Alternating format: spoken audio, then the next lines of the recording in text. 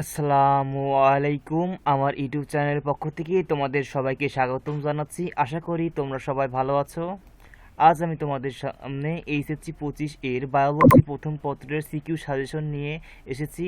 এই সাজেশন থেকে তোমরা 100% কমন পাবে ইনশাআল্লাহ। আমি এই সাজেশনটি এমনভাবে তৈরি করেছি যে যে কোনো বোর্ড যেভাবে প্রশ্ন করুক না কেন তোমরা আনসার করে আসতে পারবে।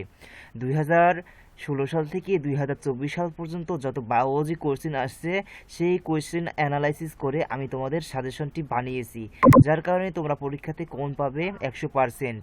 তো বাকি সাবজেক্টগুলোর সাজেশনও আমার এই ইউটিউব চ্যানেল থেকে তোমরা পেয়ে যাবে। তো বন্ধুরা, যারা আমার চ্যানেলটি এখনও সাবস্ক্রাইব করোনি দ্রুতই সাবস্ক্রাইব করে নাও। এডুকেটেড রিলেটেড ভিডিও প্লাস বাকি সাবজেক্টগুলোর সাজেশন খুব শীঘ্রই আমার ইউটিউব চ্যানেলে আপলোড করা হবে। তো বন্ধুরা, আমার চ্যানেলটি সাবস্ক্রাইব করে নাও। আমরা আর দেরি করব না, আমরা সরাসরি সাজেশনে চলে যাচ্ছি। দেখো, প্রথম অধ্যায়ে বোটানি চ্যাপ্টারের প্রথম অধ্যায়ের সিকিউ সাজেশন আমি এখানে লিখে রেখেছি। এখানে শুধু গ এবং ঘ অর্থাৎ অনলি সিকিউ পার্ট এর সাজেশন আমি লিখে রেখেছি। তোমরা এখান থেকে পারলে স্ক্রিনশট দিয়ে রাখতে পারো অথবা লিখে রাখতে পারো। তো বন্ধুরা, আমি তোমাদের সাজেশনটি পড়ে পড়ে শোনাচ্ছি, তোমরা দেখে নাও। প্রথম অধ্যায়ের সিকিউ। প্রথম প্রশ্ন, নিউক্লিয়াসের গঠন চিত্রসহ। 2 নম্বর প্রশ্ন, মাইটোকন্ড্রিয়ার গঠন চিত্রসহ। 3 নম্বর প্রশ্ন, কোষ প্রাচীর ও কোষ ঝিল্লির গঠন এবং এদের দুইজনের মধ্যে পার্থক্য। 4 নম্বর প্রশ্ন, ডিএনএ ও আরএনএ এর গঠন এবং এদের মাঝে পার্থক্য। 5 নম্বর প্রশ্ন দেখো, প্লাস্টিডের গঠন চিত্রসহ। 6 নম্বর প্রশ্ন, রাইবোজোমের গঠন এবং গোলগি বডির গঠন। এটা চিত্রসহ তুমি যদি পারো তাহলে খুবই ভালো। এবং 7 নাম্বার প্রশ্ন, ট্রান্সলেশন ও ট্রান্সক্রিপশন এর মধ্যে পার্থক্য। এবং 8 নাম্বার, লাইসোজোম এর গুরুত্ব প্লাস কাজ। 9 নাম্বার, ডিএনএ রেপ্লিকেশন প্রক্রিয়া। তো এই ছিল প্রথম অধ্যায়ের সিকিউ সাজেশন। আশা করা যায় যে এর বাইরে বোর্ড কোয়েশ্চেন দেবে না।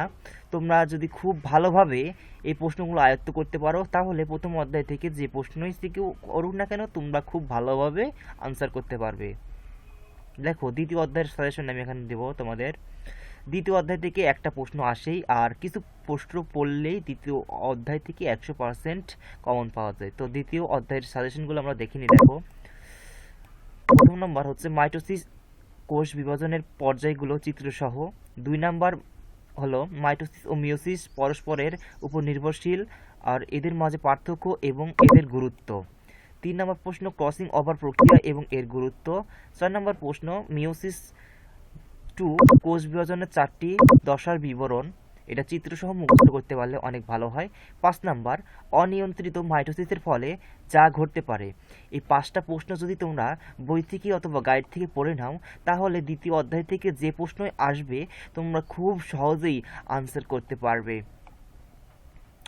আমরা চতুর্থ অধ্যায়ে চলে যাচ্ছি। যেহেতু এটা এইচএসসি 25-এর সাজেশন, সুতরাং এখানে শর্ট চ্যাপ্টারের সাজেশন দেওয়া হয়েছে। তো তৃতীয় চ্যাপ্টার ছিল না জীববিজ্ঞান প্রথম পত্রে, যার কারণে তৃতীয় চ্যাপ্টারের সাজেশন এখানে দিইনি, আমি সরাসরি চতুর্থ অধ্যায়ে চলে গেছি। দেখো, তো প্রথম নাম্বার প্রশ্ন দেখো, ভাইরাস গঠন চিত্রসহ এবং এর উপকারিতা। ব্যাকটেরিয়ার গঠন চিত্রসহ এবং উপকারিতা ও অপকারিতা।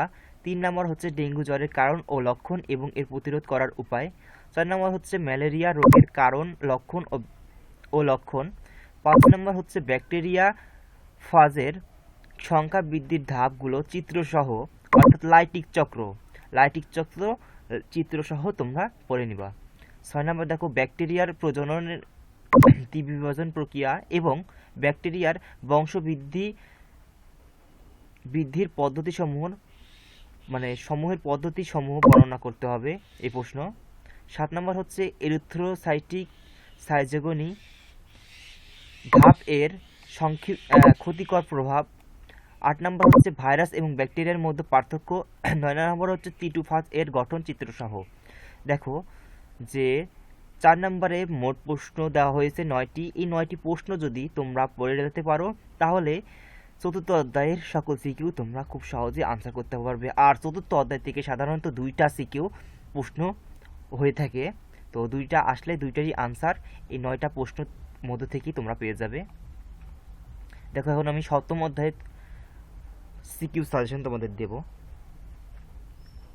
দেখো, প্রথম নম্বর প্রশ্ন হচ্ছে সাইকাসের স্পোরোফাইট এবং এর বৈশিষ্ট্য। 2 নম্বর হচ্ছে পয়েসি গতের উদ্ভিদ মানে পয়েসি গতের উদ্ভিদের উপকারিতা এবং বৈশিষ্ট্যর উপকারিতা এবং বৈশিষ্ট্য। 3 নম্বর হচ্ছে জবা ফুলের পুষ্প সংকেত এবং পুষ্প প্রতীক চিত্রসহ এবং মাইক্রোস্পোরোফিল ও মেগাস্পোরোফিল এর মধ্যে পার্থক্য।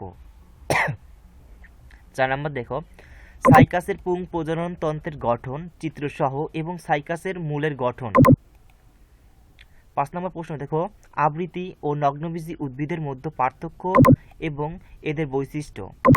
6 নম্বর হচ্ছে পয়েসি ও মালবেসি গোত্রের পার্থক্য এবং এদের বৈশিষ্ট্য। এই 6টি প্রশ্ন ছিল সপ্তম অধ্যায়ের। এই 6টি প্রশ্ন যদি তোমরা পড়তে পারো তাহলে সপ্তম অধ্যায় থেকে তোমরা সিকিউ প্রশ্ন কমন পাবে ইনশাল্লাহ। দেখো, অষ্টম অধ্যায়। এখন আমি অষ্টম অধ্যায় তোমাদের দেখাবো। দেখো, জাইলেম ও ফ্লোয়েম এর অবস্থানের ভিত্তিতে ভাস্কুলার বান্ডল এর প্রকারভেদ। 2 নম্বর হচ্ছে মূল ও কাণ্ডের অন্তর্গঠনের মধ্যে পার্থক্য চিত্রসহ। 3 নম্বর হচ্ছে ভাজক টিস্যু। এখানে ভাজক টিস্যু হবে টাইপিং মিস্টেক। ভাজক টিস্যুর শ্রেণীবিন্যাস রেখাচিত্রের সাহায্য প্লাস কাজ ও বিভাজনের ভিত্তিতে ভাজক টিস্যুর শ্রেণীবিন্যাস এটা বর্ণনা করো। প্রশ্নটা ছিল এমন। 4 নম্বর দেখো, জাইলেম ও ফ্লোয়েম টিস্যুর মধ্যে পার্থক্য, হাইথ্রোড এর গঠন এবং উদ্ভিদদেহে পত্ররন্ধ্রের ভূমিকা। এই যে হাইথ্রোডের যে গঠনটা পড়বে সেটা চিত্রসহ তোমরা পড়ে নিবে।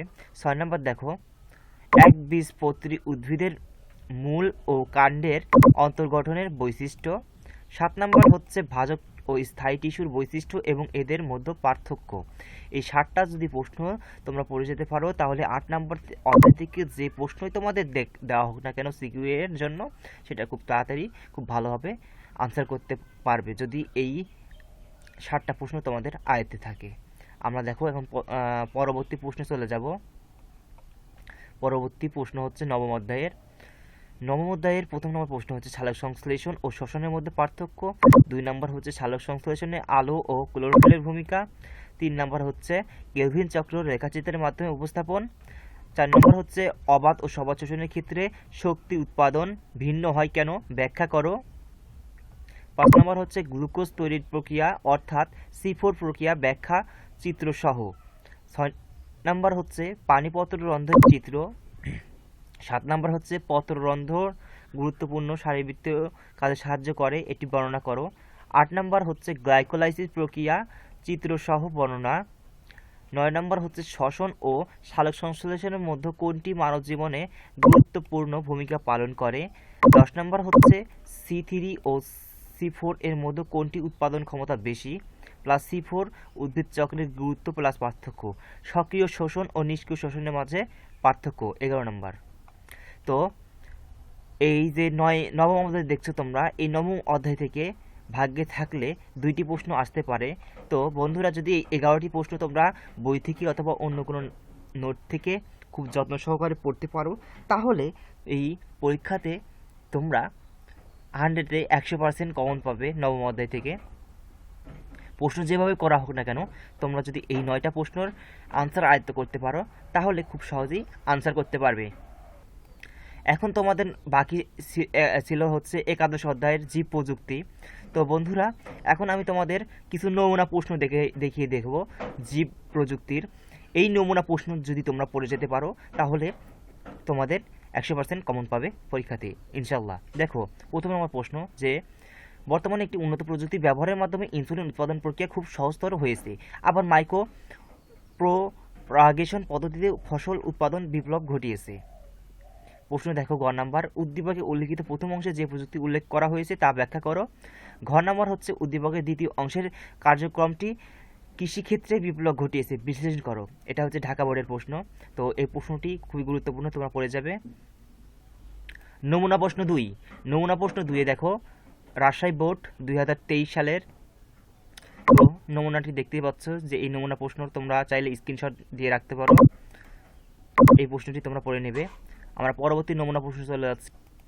পরবর্তী নমুনা প্রশ্ন হচ্ছে দিনাজপুর বোর্ড 2023 সালের। এই নমুনা প্রশ্নটি দেখে রাখো এবং তোমরা পড়ে নিবে। এখান থেকে এটা খুব গুরুত্বপূর্ণ প্রশ্ন। নমুনা প্রশ্ন 4, নমুনা প্রশ্ন 4-এর রয়েছে দেখো ময়মনসিংহ বোর্ড 2023। এই দুটি প্রশ্ন দেখে রাখো, গ এবং ঘ। তোমরা চাইলে স্ক্রিনশট দিয়ে রাখতে পারো। এটা খুবই গুরুত্বপূর্ণ প্রশ্ন, যদি ভাগ্যে থাকে তাহলে এখান থেকেও তোমরা দুটি প্রশ্ন কমন পেতে পারো। আমরা পরবর্তী নমুনা প্রশ্ন দেখো এটা হচ্ছে ঢাকা বোর্ড 2022 সালে এসেছে। তো এই নমুনা প্রশ্ন তোমরা গাইড বা বই থেকে পড়ে নিতে পারো, ঢাকা বোর্ড 2022 সালের। আর পরবর্তী নমুনা প্রশ্ন দেখব, এই নমুনা প্রশ্নটি ছিল ময়মনসিংহ বোর্ড 2022 সালের, খুবই গুরুত্বপূর্ণ পরীক্ষার জন্য। আর পরবর্তী নমুনা প্রশ্ন চলে যাব, এই নমুনা প্রশ্নটি হচ্ছে ঢাকা বোর্ড থেকে আসা 2019 সালের প্রশ্ন। এই প্রশ্নটি তোমরা দেখে নাও, খুবই গুরুত্বপূর্ণ এবং পড়ে নিও। আর পরবর্তী নমুনা প্রশ্ন, এটা হলো রাজশাহী বোর্ড 2019 সালের নমুনা প্রশ্ন। এই দুটি গ এবং ঘ পড়ে নেবে তোমরা বই থেকে অথবা কোনো নোট দেখে। তো বন্ধুরা, এই ছিল 11 অধ্যায়ের সিকিউ সাজেশন। সব সাবজেক্টের সিকিউ অর্থাৎ জীববিজ্ঞান প্রথম পত্রের সকল অধ্যায়ের সিকিউ আমি তোমাদের বর্ণনা করে দিয়েছি, কোনগুলো পড়তে হবে বিস্তারিত বর্ণনা করে দিয়েছি। তোমরা যদি সকল প্রশ্নে খুব ভালোভাবে আয়ত্ত করতে পারো তাহলে যেভাবে ঘুরে পেঁচে বোর্ড প্রশ্ন করা হোক না কেন তোমরা খুব সহজেই বায়োলজি আনসার করতে পারবে। যাদের একদম বায়োলজি পড়া হয়নি, আমি যেগুলো প্রশ্ন দেখিয়েছি অনলি সেইগুলো প্রশ্ন যদি তোমরা খুব ভালোভাবে আয়ত্ত করতে পারো তাহলে খুব ভালো একটা প্রিপারেশন তোমাদের হয়ে যাবে। তো বন্ধুরা, খুব শীঘ্রই জুলজি প্রথম পত্রের সাজেশন আমার ইউটিউব চ্যানেলে তোমরা পেয়ে যাবে। তাই যারা এখনো আমার চ্যানেলটি সাবস্ক্রাইব করোনি এখনই খুব দ্রুত আমার চ্যানেলটি সাবস্ক্রাইব করে নাও। তোমাদের শুভকামনা করে এখানে শেষ করছি। আসসালামু আলাইকুম।